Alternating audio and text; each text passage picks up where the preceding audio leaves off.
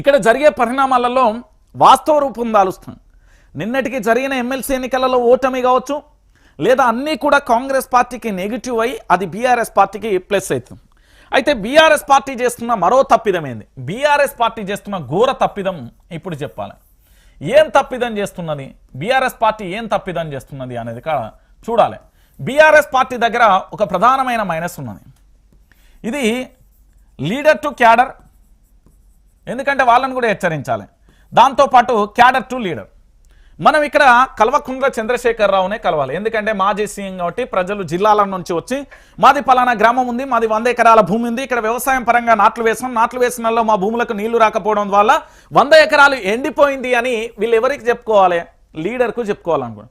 వాళ్ళకు సంబంధించిన అక్కడ ఎమ్మెల్యేలు అధికార పార్టీ కావచ్చు, ఇతరత్ర కావచ్చు, అక్కడ విపక్ష పార్టీకి సంబంధించి వాళ్ళు వచ్చి చూడొచ్చు, ఏదైనా పరిష్కార మార్గం దొరకలేదు. అప్పుడు వీళ్ళు ఏం చేస్తారు అంటే పూర్తి స్థాయిలో ఈ లీడర్ అనే వ్యక్తి క్యాడర్ అనే వ్యక్తి లీడర్ దగ్గరికి పోయే మార్గం లేకపోవాలి. ఇక్కడ ఏమవుతుంది అంటే ఇంకా వీళ్ళలో మార్పు వచ్చిందా అంటే రాలే. ఇక్కడ భజన బ్యాచ్ ఘోరంగా ఉన్నది. ఇది క్లారిటీగా కూడా తెలంగాణ సమాజం తెలుసుకున్నారు కాబట్టి నేను చెప్తున్నా, వాళ్ళు కూడా మారాల్సిన అవసరం ఉంది. ఈ leader to cadre, cadre to leader ఎప్పుడైతే వాళ్ళకు డైరెక్ట్గా యాక్సెస్ ఉంటుందో అప్పుడు పూర్తి స్థాయిలో వెళ్తారు.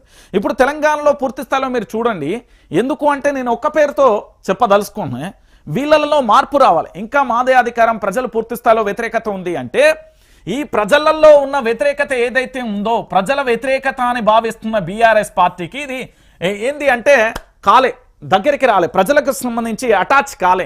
ఈ వ్యతిరేకత వీళ్ళకు పాజిటివ్ మారలే, అలాగని వ్యతిరేకత కూడా ఏంది అంటే నెగిటివ్ కాలే. అది స్టిల్ ఏ పార్టీకి కూడా అంటలే, అటు భారతీయ జనతా పార్టీ కానీ, కమ్యూనిస్టు పార్టీలకు కానీ, బీఆర్ఎస్ పార్టీకి కానీ, ఇతరత్ర ఏ వ్యక్తులకు కూడా అంటలే. పోనీ ఇట్లా సోషల్ మీడియాకు కూడా అటాచ్ అయిందంటే కానీ పరిస్థితి కనబడుతుంది. ఇది స్టిల్ అలాగే ఉంది. అంటే ప్రజల వ్యతిరేకత తీవ్రత అయితే భారీ స్థాయిలో ఉంది, కానీ ఇది ఏ పార్టీకి కూడా అటాచ్ కాకపోవడానికి కారణం ఏంటంటే లీడర్ల వ్యవహార శైలి వల్ల ఇది కాలేకపోవడం వల్ల తీవ్రమైన పరిస్థితులు ఎదుర్కోవాల్సి వస్తుంది. సో ఇప్పుడు ఏంది అంటే cadre to leader, leader to cadre. ఇక్కడ హరీష్ రావును డైరెక్ట్ కలవాలన్నా ఒక క్యాడర్ కలవాలి, దాంతోపాటు కేటీఆర్ని కలవాలన్నా కలవాలి. ఇప్పుడు కవితనంటే సహజంగా అందరూ కలుస్తున్నారు, కవితకు సంబంధించి ప్రజల్లో ఉంటున్న పరిస్థితి కనబడుతుంది. మీరు ఎక్కడైనా చూడొచ్చు, అటు బీసీ నినాదంతో పాటు ప్రజల్లోకి వెళ్తున్న పరిస్థితి కనబడుతుంది. సో ఇక్కడ అంటే కలుస్తున్నారు కాబట్టి నేను చెప్తున్నా, ఇక్కడ ఒక్కొక్కరు కూడా డైరెక్ట్ యాక్సెస్తో వెళ్లాల్సిన పరిస్థితి ఒకటి ఉంటుంది. ఇక రెండోది ఏంటి అంటే వీళ్ళ వ్యవహార శైలి కూడా మారాలి. ప్రజలలో వ్యతిరేకత ఉంది, ఆ వ్యతిరేకతని ఇట్లా గుంజుకొని మన ఖాతాలో వేసుకోవాల్సిన అవసరం లేదు. ఆ వ్యతిరేకత మన వైపే మళ్ళాల్సిన అవసరం కూడా లేదు. వాళ్లకు ఎవరు నిజాయితీగా ఉన్నారు, ఎవరు వాస్తవం చేస్తున్నారు, ఎవరు ఉద్యమాలు చేస్తున్నారు అనేది ప్రజలకు కూడా తెలుసు. సో అది ఇక్కడ బీజేపీకి అటాచ్ కాలే, అలా అని కాంగ్రెస్ పార్టీ మీద ఉన్న కోపం ఎక్కడా లేదు, స్టిల్ అట్లుంది. దాన్ని వీళ్ళకి ప్లస్ పాయింట్గా మారాలంటే ఇప్పుడు వీళ్ళు చేయాల్సిన తక్షణ కర్తవ్యం ఏందో తెలుసా, తెలంగాణ రాష్ట్రం అనేది అందరికీ తెలుసు కదా, తెలంగాణ రాష్ట్రంలో ఉమ్మడి 10 జిల్లాలు ఉన్నాయండి. ఈ 10 జిల్లాలకు సంబంధించి పూర్తి స్థాయిలో ప్రతి జిల్లాలో కూడా వరి పంట ఎండిపోతున్నది, ప్రతి జిల్లాలో కూడా నీళ్ల సమస్య ఏర్పడింది, ప్రతి జిల్లాలో కూడా రైతుల ఆత్మహత్యలు కొనసాగుతున్నాయి, ప్రతి జిల్లాలో కూడా విద్యార్థుల సమస్యలు వేధిస్తున్నాయి, ప్రతి జిల్లాలో కూడా సబ్బండ వర్గాలు, ఇక ఒక వర్గం అని కాదు, సబ్బండ వర్గాలలో కూడా సమస్యలు పెట్టరేగిపోతున్న పరిస్థితి కనబడుతుంది. ఈ బీఆర్ఎస్ పార్టీకి సంబంధించిన లీడర్లు ఇక్కడికి వెళ్లాల్సిన అవసరం ఆవశ్యకత ఎంతైనా ఉంటుంది.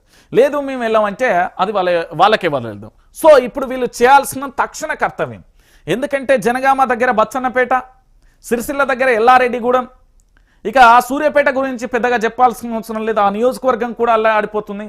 వరంగల్ దగ్గర వర్ధన్నపేటకు సంబంధించి అంటే వరి పొలాలు ఎండిపోతున్న పరిస్థితులు. దాంతోపాటు అటు భద్రాచలం, ఖమ్మం వైపు అయితే మొత్తం కథమే అయిపోయినట్టు, అటు కరీంనగర్ జిల్లాలకు సంబంధించి కొన్ని చోట్ల, అటు నిజామాబాద్కు సంబంధించి అదే పరిస్థితి, ఆదిలాబాద్కు సంబంధించి అదే పరిస్థితి. వీటన్నింటినీ కూడా వ్యతిరేకతను వాళ్ళు క్యాచ్ చేసుకోవాలి, లేకపోతే వాళ్లకు మరో రకమైన ఇబ్బంది ఏర్పడే పరిస్థితి కనబడుతుంది. ఇక ఇప్పటి వరకు నేను చెప్పిన కదా బీఆర్ఎస్ పార్టీ తక్షణ కర్తవ్యం ఏంటి అనేది ఇగో ఇక్కడ కనబడుతుంది మీకు. ఒకసారి చూడండి,